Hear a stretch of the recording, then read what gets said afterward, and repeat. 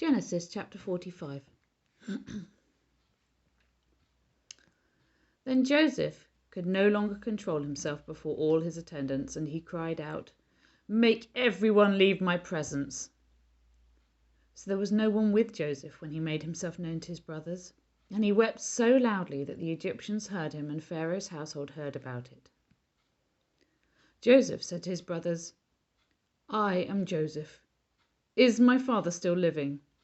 But his brothers were not able to answer him because they were terrified at his presence. Then Joseph said to his brothers, "Come close to me." When they had done so, he said, "I am your brother Joseph, the one you sold into Egypt. And now do not be distressed and do not be angry with yourselves for selling me here, because it was to save lives that God sent me ahead of you.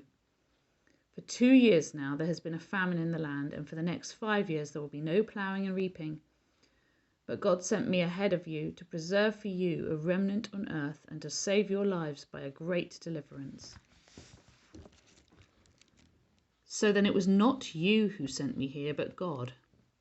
He made me father to Pharaoh, lord of his entire household and ruler of all Egypt. Now hurry back to my father and say to him, 'This is what your son Joseph says. God has made me lord of all Egypt. Come down to me, don't delay. You shall live in the region of Goshen and be near me, you, your children and your grandchildren, your flocks and herds, and all you have. I will provide for you there, because 5 years of famine are still to come. Otherwise you and your household and all who belong to you will become destitute. You can see for yourselves, and so can my brother Benjamin, that it is really I who am speaking to you. Tell my father about all the honor accorded me in Egypt and about everything you have seen, and bring my father down here quickly.' Then he threw his arms around his brother Benjamin and wept, and Benjamin embraced him weeping, and he kissed all his brothers and wept over them. Afterwards his brothers talked with him. When the news reached Pharaoh's palace that Joseph's brothers had come, Pharaoh and all his officials were pleased. Pharaoh said to Joseph, 'Tell your brothers, do this: load your animals and return to the land of Canaan, and bring your father and your families back to me. I will give you the best of the land of Egypt, and you can enjoy the fat of the land.' You are also instructed to tell them, 'Do this: take some carts from Egypt for your children and your wives, and get your father and come. Never mind about your belongings, because the best of all Egypt will be yours.' So the sons of Israel did this. Joseph gave them carts, as Pharaoh had commanded, and he also gave them provisions for their journey. To each of them he gave new clothing, but to Benjamin he gave 300 shekels of silver and 5 sets of clothes.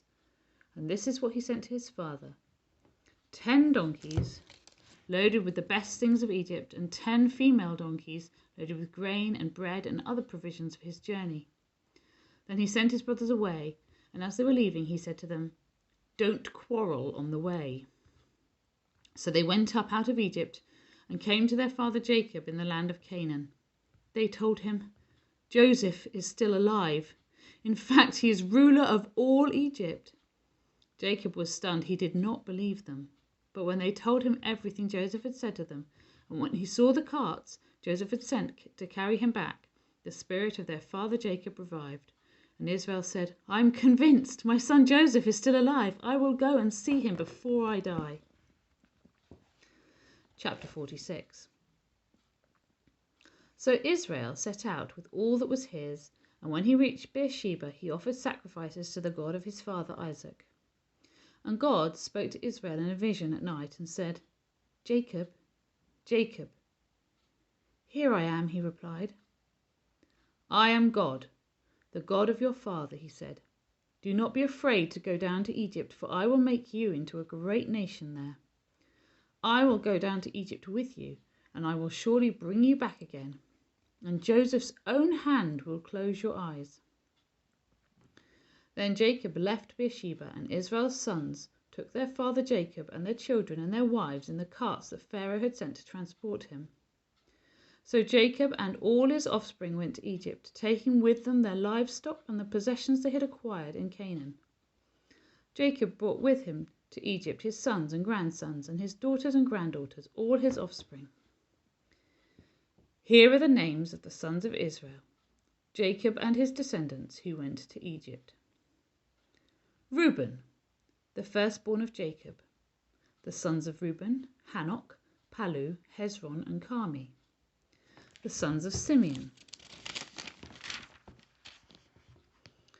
Jemuel, Jamin, Ohad, Jachin, Zohar, and Shaul, the son of a Canaanite woman. The sons of Levi, Gershon, Kohath, and Merari. The sons of Judah, Onan, Shelah, Perez, and Zerah. But and Onan had died in the land of Canaan. The sons of Perez, Hezron, and Hamul.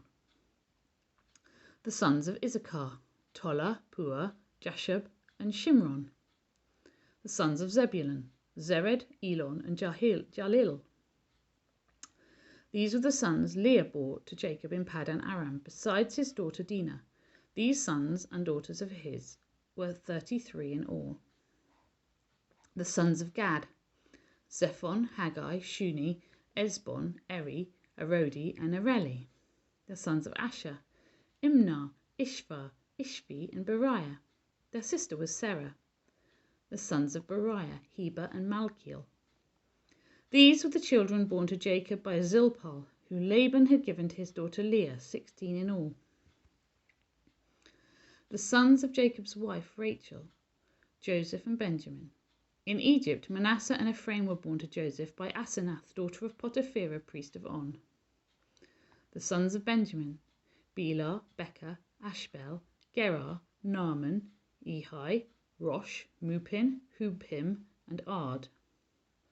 These were the sons of Rachel who were born to Jacob, 14 in all. The son of Dan, Hushim. The sons of Naphtali, Jaziel, Guni, Jezer, and Shillem. These were the sons born to Jacob by Bilhah, who Laban had given to his daughter Rachel, 7 in all. All those who went to Egypt with Jacob, those who were his direct descendants, not counting his sons' wives, numbered 66 persons. With the 2 sons who had been born to Joseph in Egypt, the members of Jacob's family which went to Egypt were 70 in all. Now Jacob sent Judah ahead of him to Joseph to get directions to Goshen.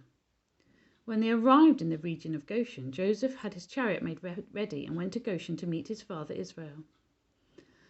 As soon as Joseph appeared before him, he threw his arms around his father and wept for a long time. Israel said to Joseph, "Now I am ready to die, since I have seen for myself that you are still alive."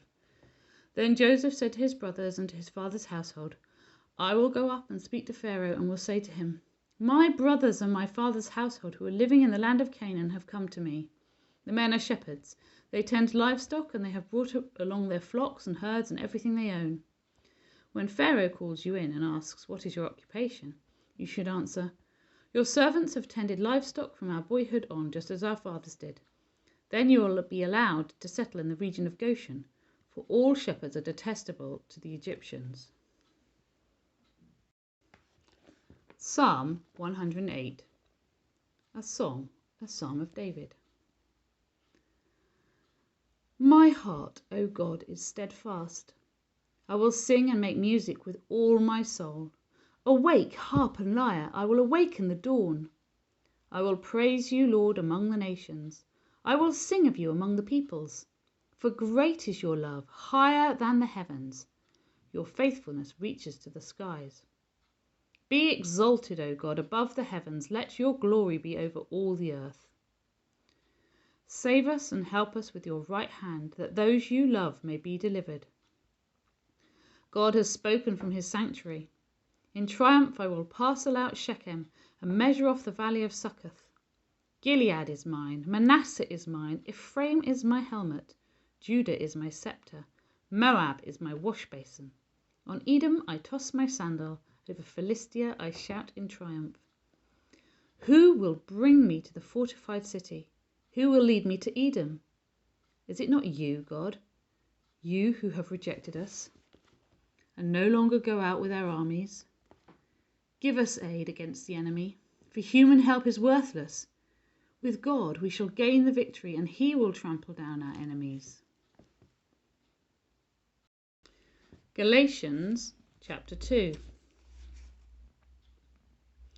Then, after 14 years, I went up again to Jerusalem, this time with Barnabas. I took Titus along also. I went in response to a revelation, and meeting privately with those esteemed as leaders, I presented to them the gospel that I preach among the Gentiles. I wanted to be sure I was not running, and had not been running, my race in vain. Yet not even Titus, who was with me, was compelled to be circumcised, even though he was a Greek. This matter arose because some false believers had infiltrated our ranks to spy on the freedom we have in Christ Jesus and to make us slaves. We did not give in to them for a moment, so that the truth of the gospel might be preserved for you. As for those who were held in high esteem, whatever they were makes no difference to me. God does not show favoritism. They added nothing to my message. On the contrary, they recognized that I had been entrusted with the task of preaching the gospel to the uncircumcised, just as Peter had been to the circumcised. For God, who was at work in Peter as an apostle to the circumcised, was also at work in me as an apostle to the Gentiles. James, Cephas, and John, those esteemed as pillars, gave me and Barnabas the right hand of fellowship when they recognized the grace given to me. They agreed that we should go to the Gentiles and they to the circumcised. All they asked was that we should continue to remember the poor, the very thing I had been eager to do all along. When Cephas came to Antioch, I opposed him to his face because he stood condemned. For before certain men came from James, he used to eat with the Gentiles. But when they arrived, he began to draw back and separate himself from the Gentiles because he was afraid of those who belonged to the circumcision group. The other Jews joined him in his hypocrisy, so that by their hypocrisy even Barnabas was led astray. When I saw that they were not acting in line with the truth of the gospel, I said to Cephas in front of them all, "You are a Jew, yet you live like a Gentile, and not like a Jew. How is it then that you force Gentiles to follow Jewish customs? We who are Jews by birth and not sinful Gentiles know that a person is not justified by the works of the law, but by faith in Jesus Christ. So we too have put our faith in Christ Jesus, so that we may be justified by faith in Christ, and not by the works of the law, because by the works of the law no one will be justified.